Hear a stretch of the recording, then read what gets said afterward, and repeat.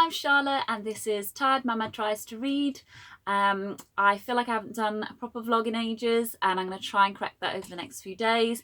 I've been working loads and loads and loads in my job. I've sort of gone up from 3 days a week to 4 days a week, and that's going to go back down because it turns out it's really difficult to balance my life with that, even though that is significantly less than most people work. It's been really hard. So that's why it's been hard to vlog. It's been hard to read, and it's been hard to talk about reading.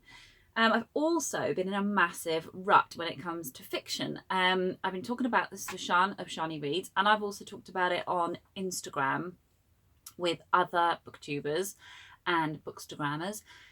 And yeah, I think everyone goes through it. So I'd be really interested to know if there were any particular things that got you out of your rut with fiction.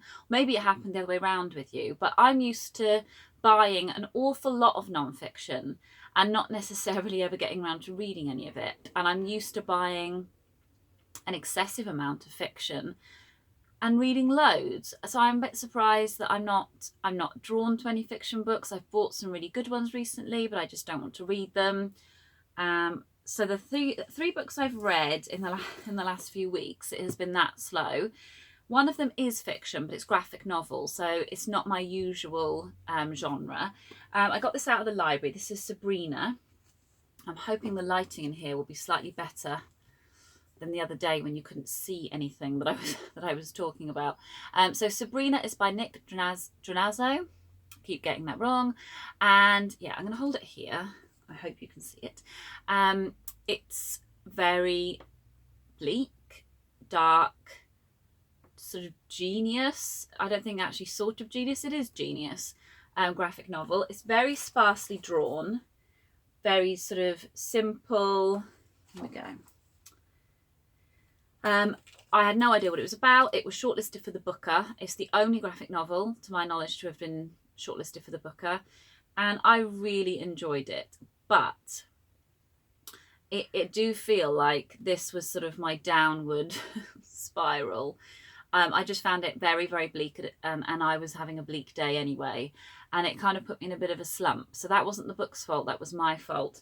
I do feel like it is a really cool book. It is really essential reading. I'm not going to even tell you what it's about, because the whole point is that when you go in, I think you don't know. In fact, when I got to the end, I had to Google the end just to check that I had read it right, because it's not a resolved end necessarily, just to prepare you for that.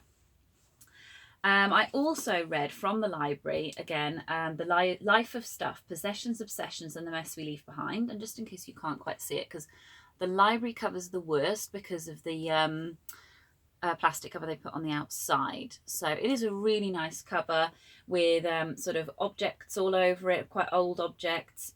And this is Susannah Walker. I was drawn to this because I mean, as you all probably know if you've been following me for the last year, I'm trying to both jettison objects out of my house, but also at the same time, I'm also really conflicted about doing that, especially objects that are book-shaped. So I kind of felt like this would be interesting.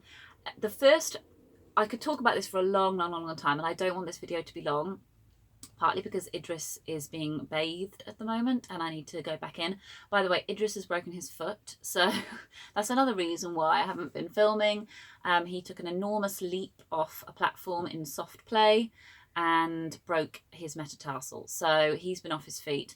And if you want to know what it's like to try and keep a 3.5-year-old off their feet, especially one who's as active as mine, it is not good. And poor Stephen has had to deal with it because I've been in work. So yes, Stephen is quickly bathing him, and then I am back in charge, and I've got a few days off, so I will be fully in charge to make up for the fact that he's had to do all of it. Anywho, that's why I wanted to film this, because I was like, got to get this done. This is a really good book. It covers a lot of things. It covers motherhood, is one of the things I'm just going to put as a proviso, because there's a lot of triggery stuff in here. Susannah Walker's mother lost custody of her children when Susannah Walker was about 8. It wasn't a custody battle in the way we think of it today. Her mother literally relinquished, control over them and gave them to her father. Her mother was depressed. She was an alcoholic. She'd gone through a traumatic time herself. So there's lots of triggery things in there. And I knew that was the sort of drive behind the book. that's why Susannah Walker wrote the book, because when her mother is dying, she ends up going to her house and realizing that her mother has become a hoarder. And she always knew that her mother had a problem with possessions, but it's gone out of control in the years that she's sort of barred close family from coming in, which is a classic thing that happens with hoarders, and actually it's a classic thing that happens with dementia as well. So she then has to go through all her mother's belongings. Her mother passes away. That's not a spoiler. That is obviously going to happen from the beginning. And then she's sort of forced into going through a lifetime's worth of possessions with a mother she wasn't very connected to. And she seeks connections through the possessions. I have a lot to say about times when that didn't work. And I also felt that I also just found it incredibly stressful being part of the journey, because Susannah Walker sort of flits between trying to understand her mother and just actually still just not understanding how she couldn't be a mother. And there's no resolution with that. So I found myself sympathizing with her mother, and I found myself hating her mother, and it just went back and forth, back and forth, back and forth. Almost too many times.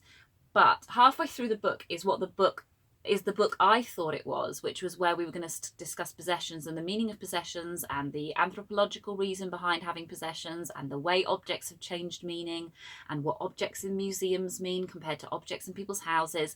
That is what I thought was going to be the main body of the book, and that doesn't happen until halfway through.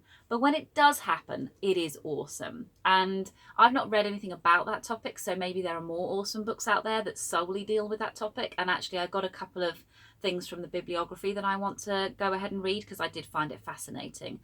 But yes, I would recommend this, especially if you feel you want to take that journey. Maybe you have a relative who has passed away or that you're not close to. Certainly in my side of the family, there's a lot of that going on now with my mum is dealing with her relatives in that way. So I feel like my mum would really enjoy it. But for me at the moment, with my anxiety and things like that, and also just the fact that Susannah Walker didn't really seem to resolve anything, I did struggle with that first part. But it was a really good book, and I saw it through to the end. And the other one I've been dipping into, I've been reading this for about a month now. This is Daily Rituals by Mason Currey, or Curey, I can't quite work that out. Again, I'll hold it here just in case you can't quite see. This book is How Great Minds Make Time, Find Inspiration and Get to Work, and I really loved this.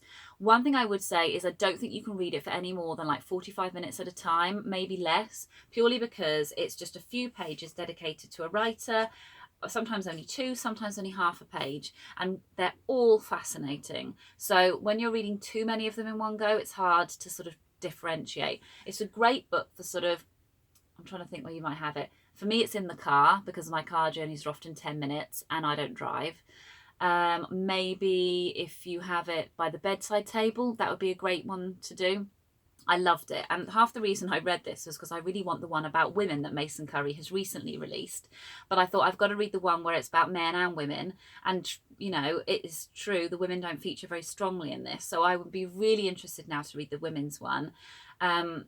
If you want a little insight, loads of the male writers are massively dependent on drugs, coffee, alcohol, the lot.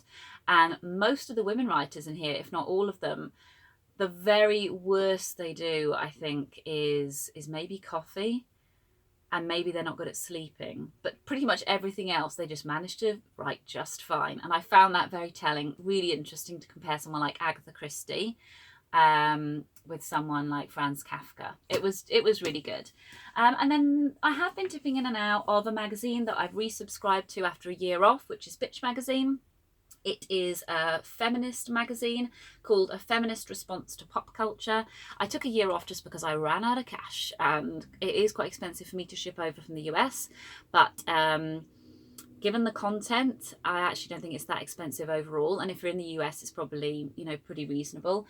This is one of my favourite magazines. It's very inclusive. A lot of the writers cover diverse backgrounds, diverse abilities. Yeah, I just think it's awesome. And because it's responding to pop culture, is something that pop culture is so, I don't know, pop culture influences so many people in so many ways. You know, I don't think people are being influenced on the street by Naomi Klein's thoughts, but I think they are being influenced by Beyonce. So I feel like this is actually a super relevant way of looking at feminism. And let's be honest, I think BookTube needs some feminist reading right now. And that is all I will say on the subject. So I'm going to shoot off now. I do have, I've dabbled in some fiction, but I'll catch up with you guys in my June wrap up about what I've succeeded in reading, because so far I've just read a few pages of each fiction book I've picked up and then I've just ditched. So I don't know what's wrong with me. I hope your reading weeks are going much better than mine. I will be glad to see the back of June reading wise. So let me know how yours has gone. And yeah, I hope that you're having a lovely sunny time. It's not sunny here. So I hope wherever it is with you, you're having a good time anyway. Thank you for watching and I'll see you soon. Bye.